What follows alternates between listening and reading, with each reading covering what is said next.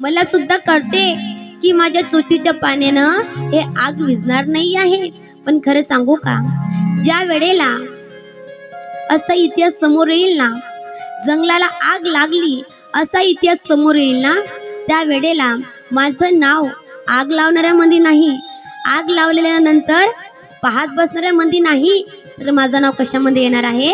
आग विझवणाऱ्यामध्ये माझं नाव येणार आहे ना. तेच माझ्यासाठी श्रेष्ठ आहे, बस बाकी काहीच नाही. कारण तेवढंच माझ्यासाठी महान आहे, तेवढंच माझ्यासाठी श्रेष्ठ आहे.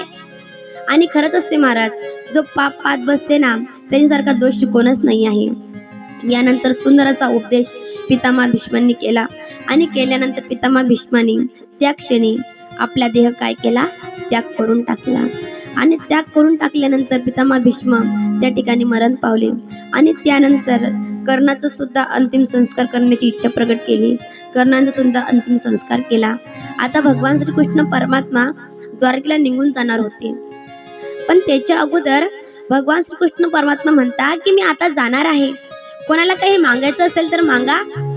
अर्जुनाने ज्ञान मागलं, कोणी पैसे मागितले, कोणी काही काही मागितलं, पण त्या ठिकाणी कुंती माता होती. भगवान परमात्मा म्हणतात, या अगं काहीतरी माग, कारण आतापर्यंत तुम्हाला काहीच मागितलं नाही. अगं आत्या, एवढंच नाही तर कौरवांचं पांडवांचं युद्ध चालू होतं, तुम्हाला असं पण म्हटलं नाही आहे की कृष्णा काय कर, पांडवांकडून विजय मिळवून दे, असं पण सुद्धा म्हटलं नाही. आता एक काम कर ना ग, आता मी जात आहे, तुम्हाला काहीतरी माग. तर बघा, त्या वेळेला कुंती माता मागायला लागली. कुंती मातेने अगोदर भगवंताची स्तुती केली. कुंती माता सांगते, नमस्ते पुरुषं त्वाद्यं ईश्वरं प्रकृते परं अलक्षणं सर्वभूतानां अंतर्बहि अवस्थितं मायाजवनिकाच्छन्नम् अज्ञातोक्षजमम्यव्यम् न लक्षसे मूढधृषा नटो नाट्यधरो यथा कृष्णाय वासुदेवाय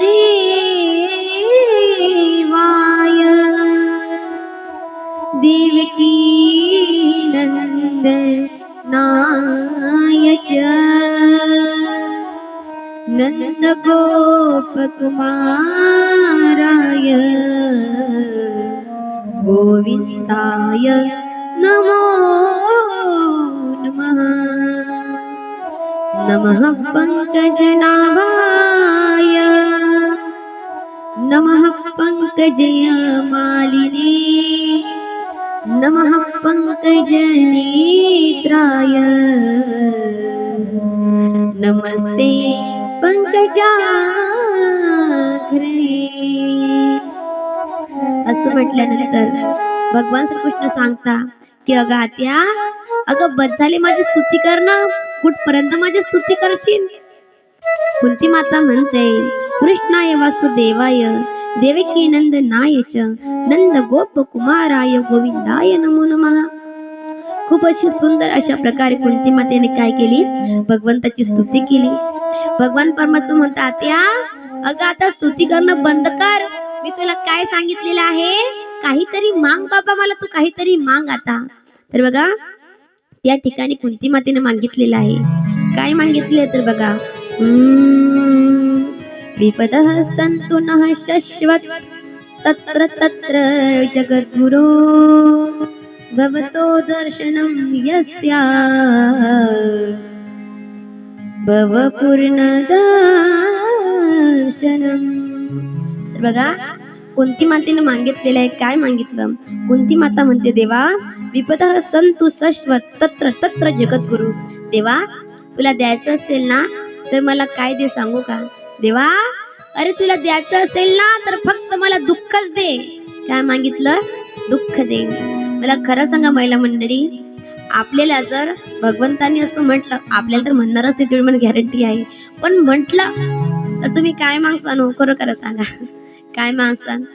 अरे आपला छोटासा मुलगा जरी भगवंताकडे गेला ना तर भगवंताला एकच अपेक्षा करतो, काय म्हणतो, देवा अरे बाबा मला सुखी ठेव. सगळे काय मागता, सुखच मागता. पण बघा या जगाच्या पाठीवर एक स्त्री अशी पण होऊन गेली, तिने भगवंताला काय मागितलेलं आहे, दुःख मागितलेलं आहे. बघा आजकाल सुख तर कोणी मागते हो. आपल्याला जर देवाने विचारलं तुला काय पाहिजे, आपण एकच म्हणणार आहे, भरपूर संपत्ती द्या, त्यानंतर भरपूर सुख द्या, दुःख आमच्या जीवनामध्ये नकोच प्रभू. पण या ठिकाणी कुंती माता होती. कुंती माता म्हणते, प्रभू अहो द्यायचं असेल तर काय द्या, द्यायचं असेल ना तर फक्त दुःखच द्या. कारण प्रभू भगवान परमात्मा विचारता, अगं आता बघ ना, कोणी पण सुख मागतं, कोणी पण म्हणतं सुख द्या, पण तू दुःख का बरं मागते. कुंती माताने सांगितलं, प्रभू खरं सांगू का प्रभू, ज्यावेळेस दुःख असलं ना त्यावेळेस तू आमच्या जवळ असतं, ज्यावेळेस दुःख होतं त्यावेळेस तू आमच्या जवळ होता प्रभू. पण ऐक ना, आता आनंद झाला, माझ्या पांडवांना राज्य मिळालं, आता सुख प्राप्त झाला, तर तू आमच्यापासून लांब चाललाय. कारण खरं सांगा महाराज, आपण भगवान परमात्म्याला कधी आठवतो, भगवान परमात्म्याची आपण कधी आठवण करतो, ज्यावेळेस आपण दुःखामध्ये असलो त्यावेळेस आपल्याला देव आठवते. बाबा खरं सांगा, आठवते ना? ज्या वेळेस आपण दुःखामध्ये असलो ना त्यावेळेस आपल्याला कोण आठवते, देव आठवते. अरे सुखामध्ये असू द्या, आनंदामध्ये असू द्या, कोण देव कसा देव अजिबात माहिती नाही आपल्याला, पण दुःखामध्ये असलं ना त्यावेळेस आपल्याला एकच आठवते, काय, अरे देवा तूच सांभाळ बाबा, आता कोणच नाही दुसरं. ज्यावेळेस आपण दुःखामध्ये असलो त्यावेळेस आपल्याला देव आठवते, पण सुखामध्ये असलं ना बाबा तर आपल्याला अजिबात देव आठवत नाही आहे. कुंती माता तेच सांगते की प्रभू द्यायचं असेल ना तर फक्त काय द्या, फक्त दुःख द्या. काय मागितलं कुंती मातेने, फक्त दुःख मागितलं. कारण कुंती मातेला माहिती आहे, मला जर दुःख राहील ना तर तो भगवान परमात्मा माझ्याकडे राहणार आहे. बघा सर्वांना असं काहीतरी देऊन टाकलं, आणि देऊन टाकल्यानंतर त्यानंतर भगवान परमात्मा आता द्वारकेला जाणार होते. द्वारकेला जाण्यासाठी रथावर बसले, रथावर बसणार होते, पहिला पाऊल रथावर पडला. पण इकडे काय झालं माहितीये का बाबा, या ठिकाणी जी उत्तरा होती अभिमन्यूची पत्नी, ती उत्तरा काय होती, गर्भवती होती. आणि गर्भवती असल्या कारणाने त्या ठिकाणी तो अश्वत्थामा होता. अश्वत्थामाच्या मनामध्ये एक डावपेच होता. कसा, कारण ज्या वेळेला अश्वत्थामाने पांडवांचे 5 पुत्र मारले होते, आपल्याला माहितीच आहे, त्यांना वाटलं पांडव आहे का, म्हणून त्यांनी काय केलं, पांडवांचे जे मुलं होते त्या मुलांची मुंडके सगळे कुठं नेले, त्या ठिकाणी नेले. पण बघा नेल्यानंतर त्या ठिकाणी अश्वत्थामाला अर्जुनाने म्हटलं की ज्यानेही माझी मुलं नेले असेल ना त्याला मी आणणार. काय द्रौपदी मातेला काय सांगितलं, त्याला मी आणणार. अश्वत्थामाला त्या ठिकाणी आणलं, आणि आणल्यानंतर त्या ठिकाणी अश्वत्थामाला खूप असं अपमानित करून त्या ठिकाणी पाठवलं. आणि पाठवल्यानंतर तो डावपेच मनामध्ये होता, कोणाच्या, अश्वत्थामाच्या. अश्वत्थामा काय म्हणतो अश्वत्थामा, म्हणता की मी माझा बदला घेणारच आहे. जी उत्तरा होती तिच्या गर्भामध्ये अभिमन्यूचा पुत्र वाढत होता, म्हणजे काय होता, पांडवांचा वंशज होता. यांनी काय केलं अश्वत्थामाने महाराज, जे ब्रह्मयस्त्र असते बाणाद्वारे, हे ब्रह्मयस्त्र कुठं सोडलं, उत्तरेच्या गर्भावर सोडलं. कारण हा पांडवांचा वंशज आहे, हा वाचायला नाही पाहिजे, म्हणून कुठं सोडलं, त्या ठिकाणी उत्तरेच्या गर्भामध्ये सोडलं. आणि सोडल्यानंतर त्या ठिकाणी उत्तरा माताला खूप वेदना झाल्या होत्या, खूप वेदना होत होत्या. त्यावेळेला उत्तरा माताने काय केलं, भगवान परमात्म्याला आवाज दिला आणि सांगितलं, हे गोविंद, अरे ऐका ना, मला खूप दुःख होते, तुम्ही कुठे गेले. उत्तरा माता सांगते, पाहिन पाहिन महायोगीन देवदेव जगतपते. उत्तरा म्हणते की देवा, अरे माझ्याकडे पाय बाबा थोडासा तू, अरे मला खूप त्रास होते. या अश्वत्थामाने काय केलेलं आहे, माझ्या गर्भावर असं ब्रह्मयस्त्र सोडलेलं आहे, माझ्याकडे बघ बाबा तू. त्यानंतर भगवान श्रीकृष्ण परमात्मा जसा रथावर पाय टाकत होते ना, असा आवाज ऐकला, आणि ऐकल्यानंतर भगवान परमात्मा वापस कुठं आले, उत्तराकडे आले.